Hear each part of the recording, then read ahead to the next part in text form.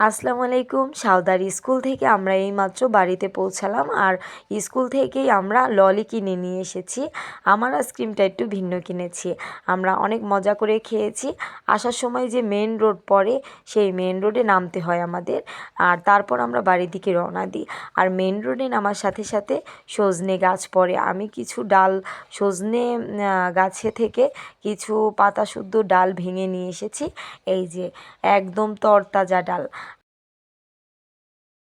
সজনে পাতা আর যে ডালটা আমি ভিজিয়ে রেখেছিলাম, সেই ভিজানো ডালটা মিহি করে আমি একসাথে সজনের বড়া বানাবো।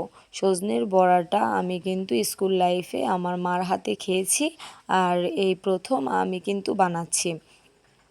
আমি এই যে বড়াটা চুলায় রান্না করব, আমাদের যে বাইরে মাটির চুলা আছে সেখানেই যেয়ে ভাজবো, আপনাদের তা শেয়ার করব অবশ্যই। সজনে পাতার আগে আমি যে আপনাদের ডাল দেখিয়েছিলাম, এই ডালটা আমি একদম মিহি করে নিয়েছি, আর সজনে পাতাগুলো ভালো করে ধুয়ে পরিষ্কার করে ওই ডালের ভেতরে সজনে পাতা দিয়ে দিয়েছি।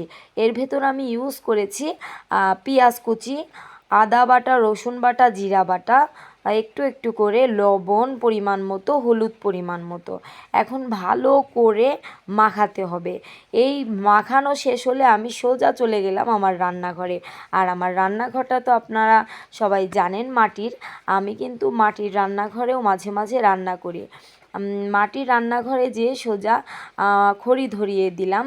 খড়ি ধরিয়ে তেল ভালো করে গরম করার পরে সাথে সাথে আমি একদম সুন্দরভাবে চপগুলো তেলের ওপর ছেড়ে দিলাম। আমি যখন চুলায় রান্না করতে যাই, আমার হাতে এবং মুখে তো কালি লাগবেই, এটা একটা কমন ব্যাপার হয়ে গেছে। এবং সাউদা ফাতেমা এগুলো ট্রাই করে বলেছে আলহামদুলিল্লাহ ভালো হয়েছে। আজকের জন্য এতটুকু, আল্লাহ হাফেজ।